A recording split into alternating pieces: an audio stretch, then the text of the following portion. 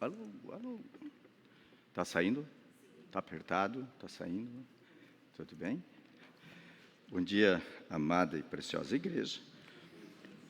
Não me sinto feliz em estar aqui nessas condições, né? A ausência do querido reverendo Jairo, né? E, portanto, a ausência dele, a nossa presença aqui, não traz alegria, não, né? Poderia ser em outro momento.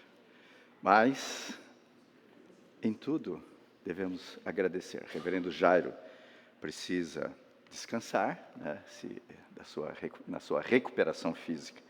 Que Deus, nesse momento, esteja cuidando do nosso querido reverendo Jairo, em nome de Jesus. Nós vamos dar continuidade, né? Eu me lembro muito bem que da última vez que aqui nós estivemos, nós não conseguimos concluir, porque na nossa perspectiva, né, e pastor, é assim mesmo, né? A gente traça um plano e, de repente, entra nessa caminhada e outras coisas vêm à mente, vão aflorando, e, de repente, aquilo que nós pretendíamos falar fica pela metade, né? O texto que nós iremos ler... Alô.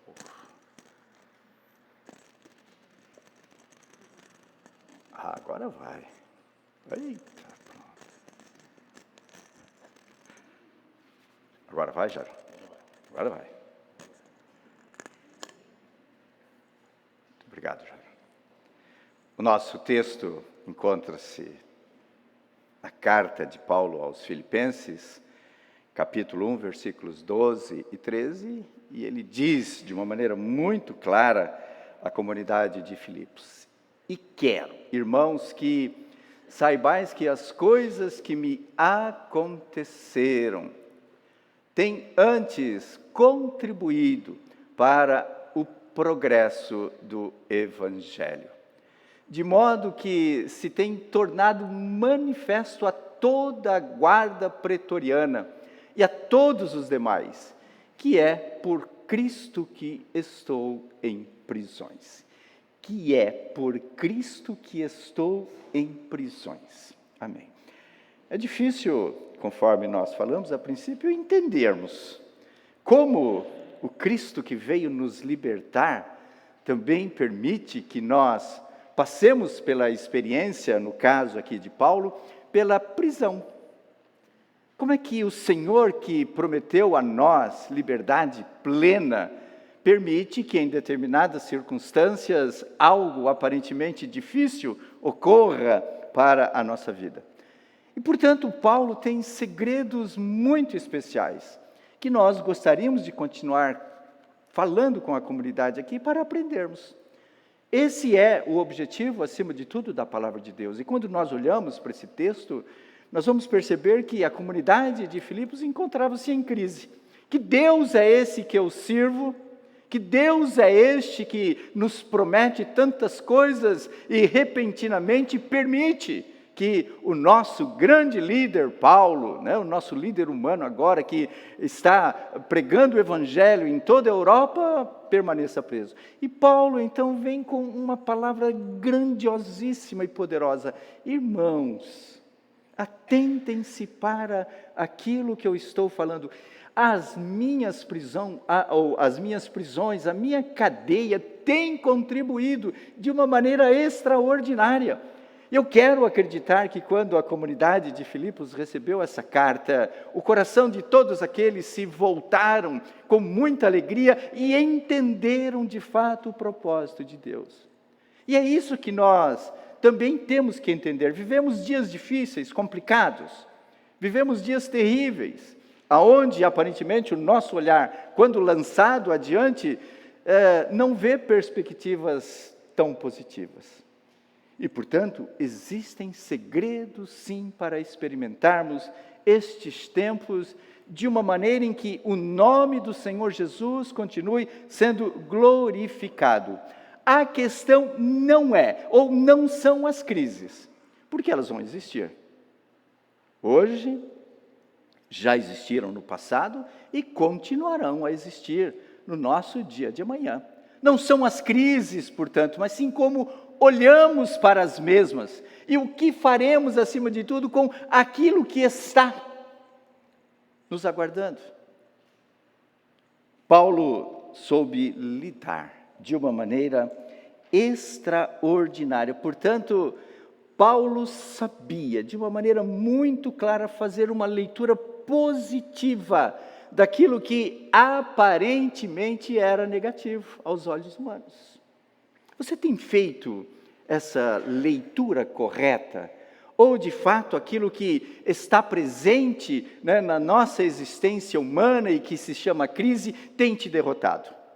Nós devemos nos lembrar constantemente que a palavra, a promessa do Senhor sobre cada um de nós é que Ele estaria conosco, nos momentos bons e nos momentos não tão agradáveis da nossa existência. É questão, portanto, de vislumbrar, de visualizar.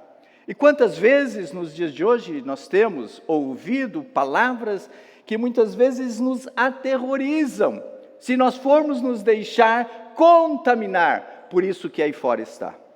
A comunidade cristã, o povo escolhido por Deus, tem que ter uma nova visão, não pode se deixar influenciar por aquilo que é aparente.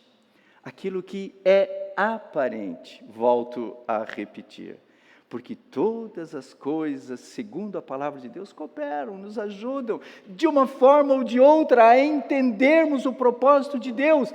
Não é fácil termos esta visão.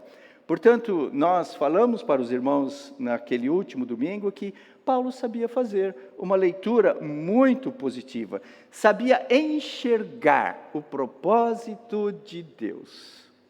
Eu vou contar um pequeno fato aqui para os irmãos. Há muitos anos atrás, aqui ainda, quando pastor desta comunidade, né, Isabel e eu, nós sabemos disso, e muitos irmãos aqui também sabem.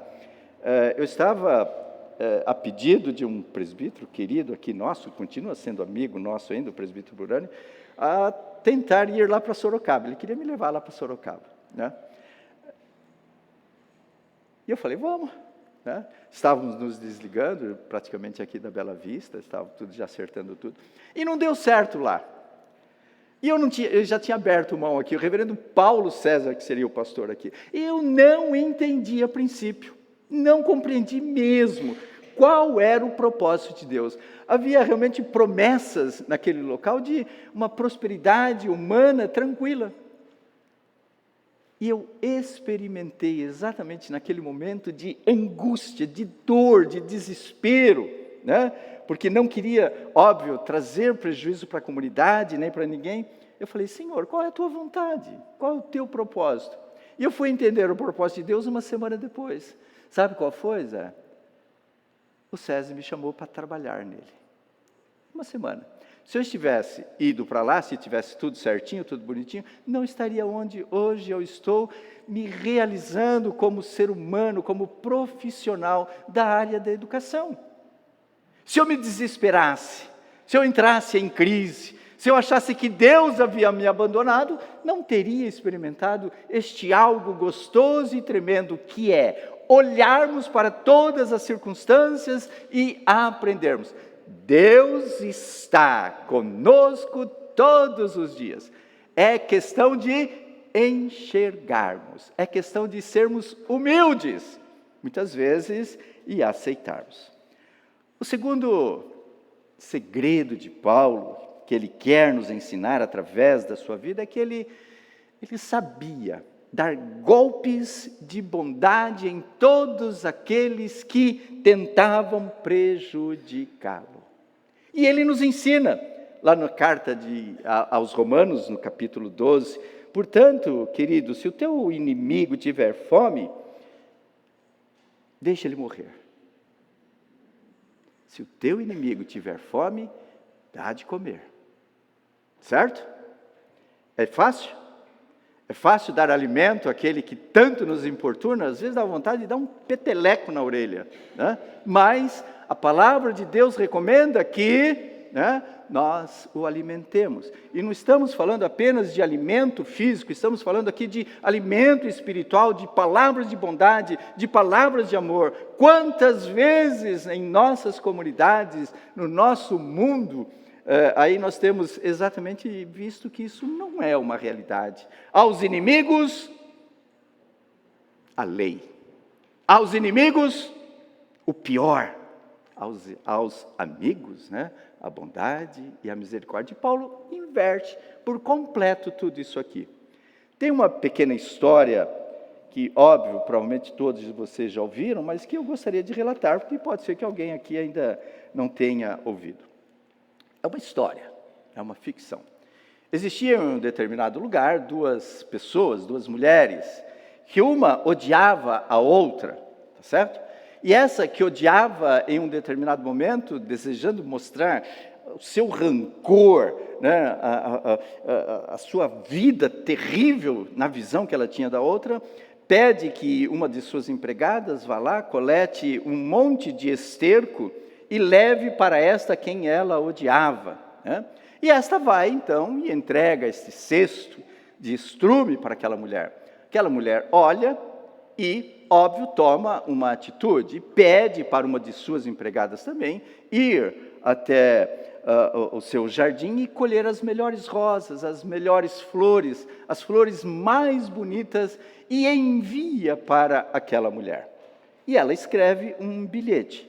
Quando esta que odiava recebe, ela começa a ridicularizar mais ainda. Como é que eu mando estrume e ela me envia flores? É uma tola, é uma idiota. E aí então pega um pequeno bilhete que aquela que havia enviado flores havia escrito e diz assim: cada um dá o que tem. Óbvio que você já deve ter ouvido isso aí, né? Já ouviu essa história. Cada um dá o que tem. Se você tem rancor, se você não se deixa moldar pela palavra de Deus, é o que você vai dar para os outros quando houver necessidade. Agora, se o nosso coração, se a nossa vida estiver constantemente na presença do Senhor, certamente nós pagaremos o mal com o bem. E não existe, isso eu já comprovei, gente, não existe uma bofetada mais gostosa de dar no rosto de alguém do que aquele que é seu inimigo estiver esperando de você algo negativo e você entregar algo positivo. Ele quebra. Eu já experimentei, eu já fiz isso. Ele quebra. E nós temos um exemplo bíblico muito interessante, que nos fala também de família.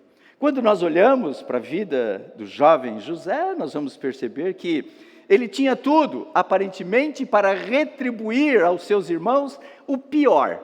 Havia sido vendido, havia sido traído, não era amado, tinha uma visão dos seus irmãos dele completamente distorcida, achava-o petulante, achava aquele jovenzinho sem condições de estar à frente, conforme Deus havia lhe dito que fazia. E acontece que no final da história, lá no capítulo 50 do livro de Gênesis, nós vamos encontrar o quê? José dizendo para os seus irmãos: sabe o mal que vocês fizeram a mim? Sabe aquilo que vocês planejaram? Deus reverteu em bênção. Deus reverteu em cuidado. Deus reverteu em amor. E olha onde eu estou. E olha onde vocês estão. A vingança sempre procede de Deus, não procede de nós. Só que o nosso instinto, muitas vezes quer... Quantas vezes, confesso, viu, Zé? Quantas vezes já tive, eu acho que você nunca teve, porque você é... Mas quantas vezes tive vontade de dar uma bolacha na cara de aluno? Sabe, de falar, meu Deus, que coisa! Mas aí vem Renata, né? Para. E aí dá amor, e aí dá carinho, e aí dá diálogo positivo, né? E os senhores e as senhoras que mexem com pessoas, né, que lidam com seres humanos no mundo aí do trabalho, sabem que em determinados momentos a vontade é, né, de fato, cumprirmos o propósito humano. E também na igreja. Eu já tenho certeza, o reverendo Jairo já teve vontade de, em vez de orar, oh Deus, enforca essa criatura aí, Deus. Trava a língua dessa mulher, Senhor. Né? Mas, então, nesse sentido, queridos, a palavra do Senhor, ela é soberana sobre as nossas vidas e ela deve se impor com verdade. Não podemos, se você tem feito isso, refaça a cesta que você tem enviado para aqueles que têm ofendido. Refaça a cesta que você tem enviado para a tua esposa, para o teu esposo, né? Para aquele que está perto de você. Se ela te mandar estrume, se ela te mandar coisas negativas, mande flores. Mande flores. Quem sabe, né? Quem sabe, Rubens? Quem sabe, Rubens, a gente consiga vencer, né? Muitas vezes essas mulheres, né, que querem nos mandar, muitas vezes, coisas negativas. Paguemos com amor, dona Vera. É difícil, dona Vera. É difícil. Mas é possível. Por que é possível? Por que é possível? Porque nós temos experiências bíblicas que dizem isso, gente. Qual é o nosso grande problema atualmente? É olharmos para a palavra de Deus e acharmos que tudo isso ficou para trás. Não se encaixa mais em nossa vida moderna. Ao contrário, cada vez mais nós precisamos acreditar, precisamos crer que tempos difíceis, que tempos complicados exigirão dos cristãos atitudes diferenciadas. Portanto, aquele problema que você está tendo, entenda, Deus está cuidando, Deus está revertendo. Não tenha dúvida disso. Mas, pastor, e as tragédias aí? Queridos, as tragédias que muitas vezes dizem, onde está Deus? Deus continua a estar na humanidade. O grande problema é que nós, seres humanos, fizemos o quê com a criação de Deus? Deturpamos a criação de Deus, desgastamos a criação de Deus e estamos nós recebendo naturalmente aquilo que não esperávamos, mas que está dito, que está concretamente colocado por Deus na sua própria palavra. Portanto, pagar o bem quando tentam fazer com que o mal venha à tua existência.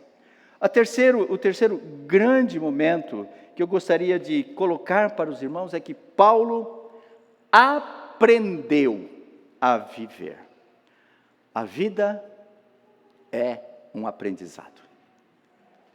A vida é um dos grandes aprendizados que Deus tem para a sociedade, para a humanidade.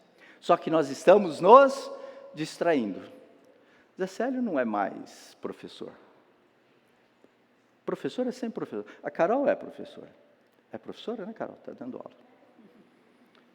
Você já dá para a gente top. Isabel e eu, que a gente sofre com os adolescentes aí. Dona Vera, Jairo também sofre, com certeza, nas aulas. Não querem aprender. Não querem aprender. E essa é uma palavra que está se concretizando de uma maneira intensa nos dias de hoje. Não desejam, não acreditam mais na educação. Acreditam na superficialidade das informações. Ninguém mais quer se aprofundar. E em decorrência disso, estamos vendo jovens, adolescentes, que gastam tempos preciosos com outras coisas. Onde está Maria Beatriz hoje, dona Vera? Ela não está lá, a mãe dela está lá, mas ela não está. Onde Maria Beatriz está? Adivinha, alternativa A, dona Vera. Ela está vendo a Madonna lá no Rio de Janeiro, a alternativa B está na praia, a alternativa C está estudando porque tem uma prova dificílima amanhã. E a alternativa D, sei lá onde ela está. Estudando, dona Vera. Por quê? Porque a mãe dela, né? A mãe dela mostra para ela constantemente que é fundamental estudar, aprender, conhecer, buscar novos conhecimentos. E, lamentavelmente, também isso cabe ao cristão nos dias de hoje. O cristão não tem aprendido a buscar Deus nos momentos em que deve se buscar a Deus. Nós estamos muito passivos, nós estamos muito parados com relação, tá certo, a aprender de Deus, a buscar em Deus. Eu estou falando nós, eu estou me incluindo, eu não estou falando de vocês, estou falando de mim. Tá? Então, é fundamental. Paulo aprendeu a viver. E ele diz de uma maneira muito tranquila, aprendi a viver. De que maneira? Aprendi a viver reclamando ou aprendi a viver contente em toda situação? Em toda situação. Tenho que limpar a casa. E a minha mulher manda, Dona Vera, minha mulher manda eu limpar a casa, Dona Vera. E eu limpo, Dona Vera. Eu limpo, porque ela já falou lá, ó. Porque eu gosto da minha esposa.